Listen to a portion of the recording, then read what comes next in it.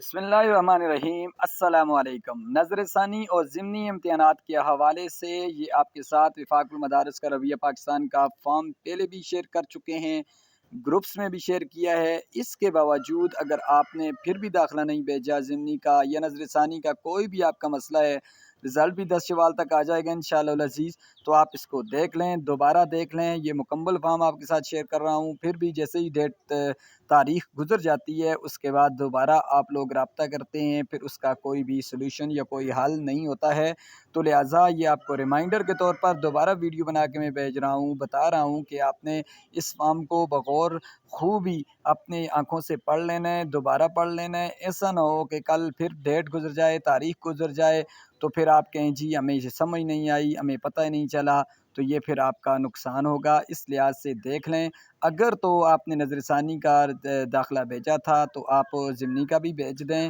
کیونکہ اگر نظر ثانی میں آپ کا ضمنی آ جاتا ہے تو پھر آپ کا ضمنی آٹومیٹیکلی داخلہ ہوا ہوگا۔ تو آپ نے نظر ثانی کے لیے نہیں بھیجا تو پھر نظر ثانی کے لیے بھیج دیں، ضمنی امتحان کے لیے ڈبل بھیج دیں، تاکہ ایک طرف سے بھی آپ کامیاب نہیں ہوتے تو دوسری طرف آپ کے پاس آپشن موجود ہو۔ تو ویڈیو کو لائک کر کے چینل کو سبسکرائب کر دیا کریں۔ وفاق المدارس کی ہر طرح کی اپڈیٹ، نیوز، کوئی بھی انفارمیشن ہوتی ہے وہ آپ بھائیوں کو اس چینل پر ہم پرووائڈ کرتے ہیں، بتاتے رہتے ہیں۔ تو کمنٹ باکس میں بھی اپنی رائے کا اظہار ضرور کیا کریں۔ بہت بہت شکریہ۔ السلام علیکم۔